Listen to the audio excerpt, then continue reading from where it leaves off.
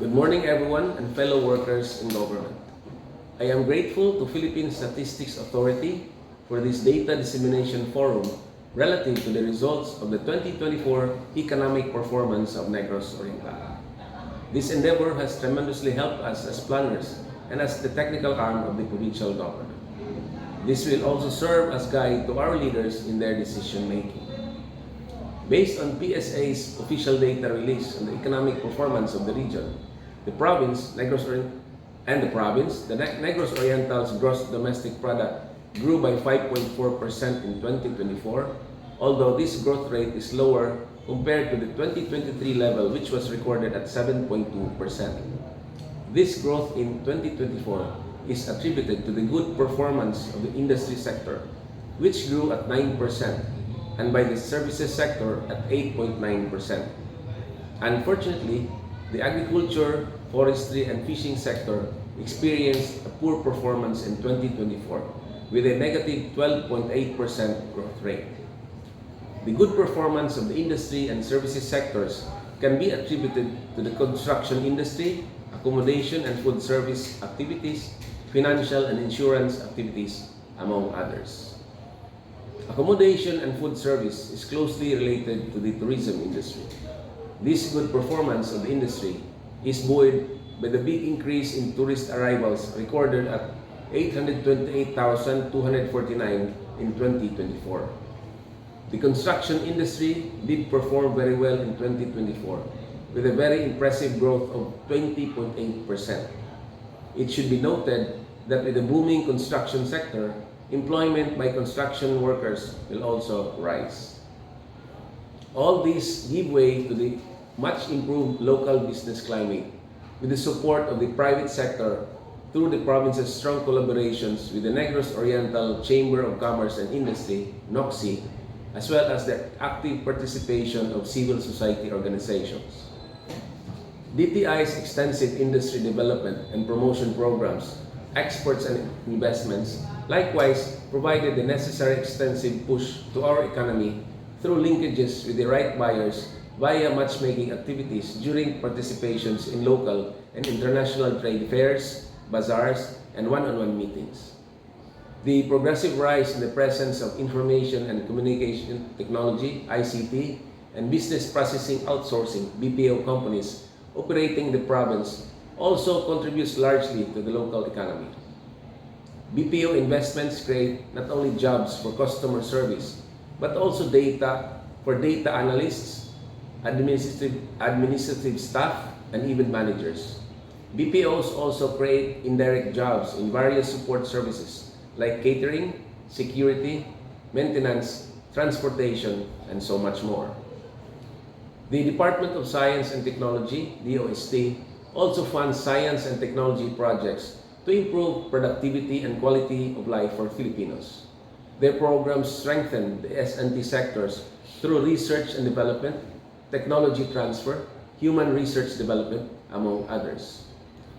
Based on the latest PPA results, there are specific industries in the province that need interventions to support or further boost the economy. Namely, number one, the negative performance of the agri, forestry, and fishing sectors indicates the need to give special attention to these sectors.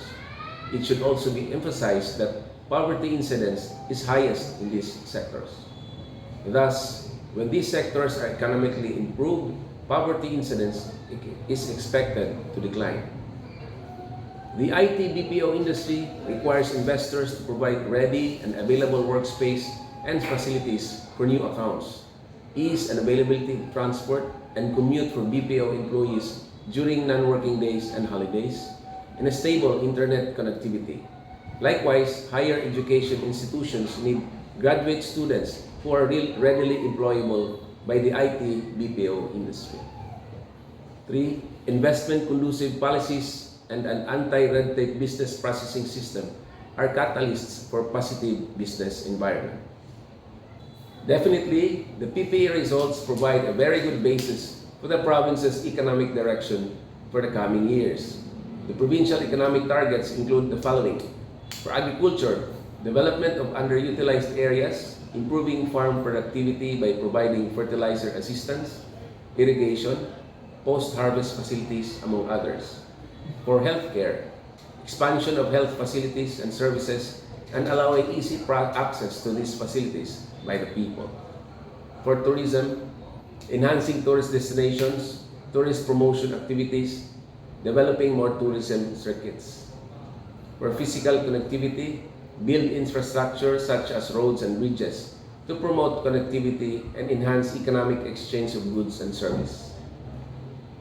And lastly, to promote and develop the One Island economy with the establishment of the Negros Island region together with the island of Siquijor. There are current events in the province that economic, social, and environmental factors might affect the economy next year. For the environmental factors, climate change and natural disasters.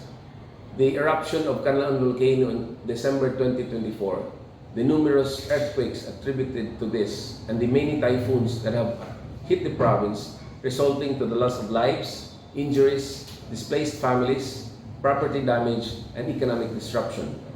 Consequences of pollution, the lack of an efficient and reliable solid and liquid waste disposal system have all largely contributed to the low agricultural output and increased poverty.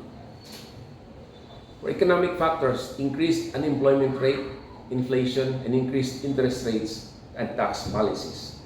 Social factors, socio-economic status, educational levels, access to healthcare, technological advancement, and declining interest by younger people to work in agriculture, not to mention our aging farmers that greatly affect the agricultural industry and the economy in general. Given the current economic performance of Negros Oriental, if the right interventions, programs and projects such as the Tamlang Valley Sustainable Agriculture for Growth and Resiliency Project, or TVSAGARP, will be in place, which include expanded agricultural production, better farm-to-market roads, provision of irrigation facilities, market support, I expect the agriculture sector to rebound and contribute to the overall economic performance of the province. With the current efforts of the province, the tourism industry is also expected to contribute to the provincial economy by way of increased tourist expenditures on accommodation, food, transportation, and even shopping. This will be further enhanced by the completion of the new Dumaguete Airport in Bacong that's expected to increase air traffic, both passengers and goods. The seamless integration of the economy of Negros Oriental with Negros Occidental, Bacolod City, and Siquijor will result to a better economic performance of the province by way of a common and bigger market, more efficient and interconnected infrastructure and tourism destinations. The expansion of the IT BPO industry will mean broader employment opportunities for new graduates, meaning higher income and higher demand for office spaces or more investments that will result to higher demand for transportation, accommodation and housing, food services, shopping, and other recreational facilities. The economic policies and programs in the pipeline integrated in the mid-term and long-term economic development plans of the province include, number 1, the Tamlang Valley Sustainable Agriculture for Growth and Resiliency Project, supporting the President's 8-point socio-economic agenda, number 1, on food security and the existing PDPFP 2020-2029, and the ambitious effort to develop Tamlang Valley as a food basket not only for the province, but for the rest of the region. The project also targets the promotion of resilient crops, the construction of FMRs, irrigation and dams, provision of farm inputs and equipment to farmers, and food security.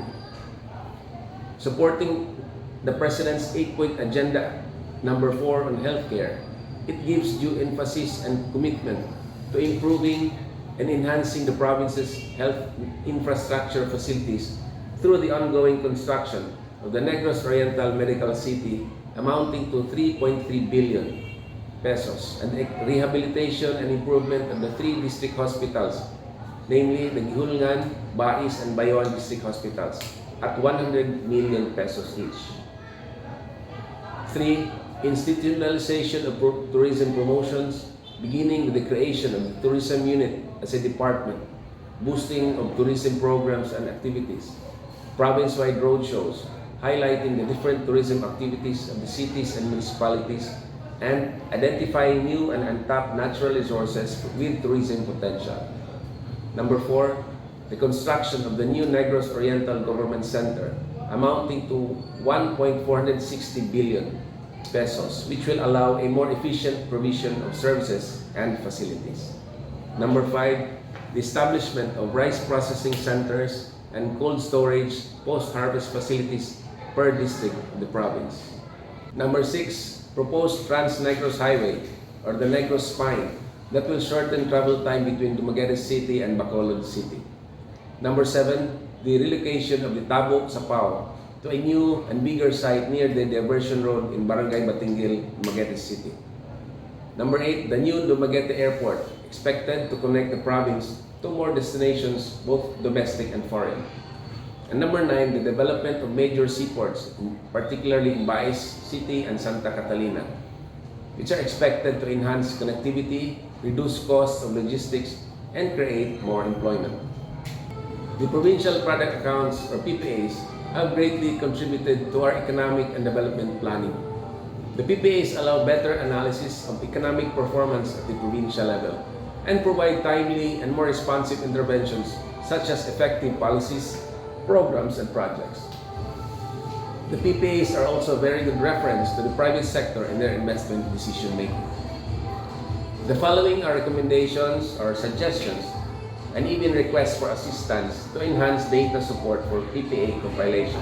Number 1, an enhanced, updated provincial GAD database system in support to the different GAD programs of the different LGUs and to support annual economic data for the province annual situationer. Number 2, validate data collection at the various fish landing centers to attribute to the province data on fish catch within the provincial marine waters. This credible PPA compiled data will equip planners and decision makers alike in the analysis of the situation on the ground to guide them in the allocation and prioritization of our limited government resources. We commend the PSA for coming up with this innovation, giving us a clearer picture of the real situation, thus enabling LGUs to make data-driven decisions that would really address the needs of our constituents. Mabuhay ang PSA, dagang salamat, and God bless us all.